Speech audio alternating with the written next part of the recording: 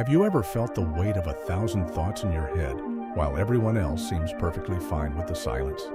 You notice things others ignore. You question what they accept. You see patterns they don't even realize exist. You think deeply, too deeply maybe. And because of that, you don't always speak. You hesitate, not because you're afraid of being wrong, but because you're afraid no one wants to hear the truth. And here's the hard reality. You might be right. In a world built on noise, distraction, and conformity, deep thinkers are often seen not as wise, but as dangerous, inconvenient, or just weird. This is the unspoken price of intelligence in a society that rewards obedience.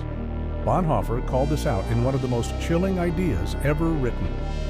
In 1943, while imprisoned by the Nazis for resisting Hitler's regime, German theologian Dietrich Bonhoeffer wrote about the moral problem of stupidity. He said, "Stupidity is a more dangerous enemy of the good than malice." Why? Because a malicious person can be argued with. You can confront them with facts, and they may reconsider. But the stupid person, Bonhoeffer said, is not mentally dull. They are willfully unthinking. They've surrendered their capacity to reflect, to reason, to question. And worst of all, they don't even know it. That's what makes thinking for yourself so dangerous. It isn't that the world doesn't value intelligence, it fears it, because intelligence threatens comfort. A thinking person is hard to control, hard to sell to, hard to entertain. They ask too many questions. They refuse to play the game. And if you're someone who sees through the nonsense, who reads between the lines, who can't just smile and nod when something feels wrong, then you know this burden. You're not broken, you're awake. But here's the twist no one tells you. Most intelligent people don't feel powerful. They feel isolated. They sit in rooms full of people, smiling at lies, and wonder if they're the only one choking on the truth. They scroll through social media, flooded with noise, and feel invisible. Not because no one's talking, because no one's listening. Because thinking has become a radical act. Plato saw this over 2,000 years ago. His allegory of the cave tells of prisoners chained from birth, staring at shadows on a wall. These shadows, cast by objects behind them, are all they've ever seen. To them, the shadows are reality.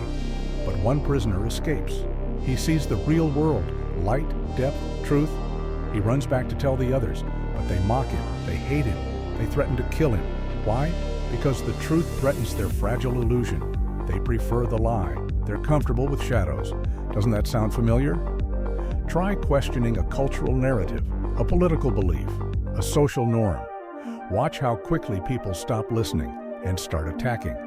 Not because they're bad, because they're afraid.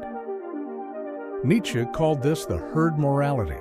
Most people, he argued, are driven not by personal values, but by the safety of the group. They don't ask, what is true? They ask, what will get me accepted? That's why in many systems, schools, corporations, even governments, the real reward isn't for those who question. It's for those who comply, those who memorize, repeat, perform. Those who don't rock the boat. Mediocrity thrives in silence, and brilliance, it becomes a burden. So what happens to the thinker? They withdraw. They stop talking in rooms where their words fall on deaf ears. They stop debating with people who only want to win, not understand. They stop trying to connect in a world that calls their depth too much. They go silent, not because they have nothing to say, but because the noise is too loud. But silence comes at a cost. When the wise stay quiet, the loudest voices take over. And as Bonhoeffer warned, stupidity doesn't just survive, it spreads. It becomes policy, culture, norm. A society where thinkers go silent is a society on the brink of collapse. Because nothing kills truth faster than silence. History proves this. Think of Galileo, punished for speaking scientific truth. Or Socrates, executed for corrupting the youth with dangerous ideas, also known as teaching them to think. Or Bonhoeffer himself, hanged for refusing to stay silent under fascism. Throughout time, thinkers have always been the first to suffer because they're the first to see. But here's the secret. They're also the first to build something better. So what do? You're intelligent. You think deeply. You feel things others miss. But you're tired. You don't want to argue, you don't want to be rejected, you just want to be understood. But maybe you're here for more than comfort. Maybe your mind, your ability to question, reflect, imagine, isn't a curse. Maybe it's a responsibility. Machiavelli warned us that power often rewards the cunning, not the wise. So, if you're waiting for the world to validate your insight, you may be waiting forever. The truth is, the world doesn't change because people think. It changes because people speak.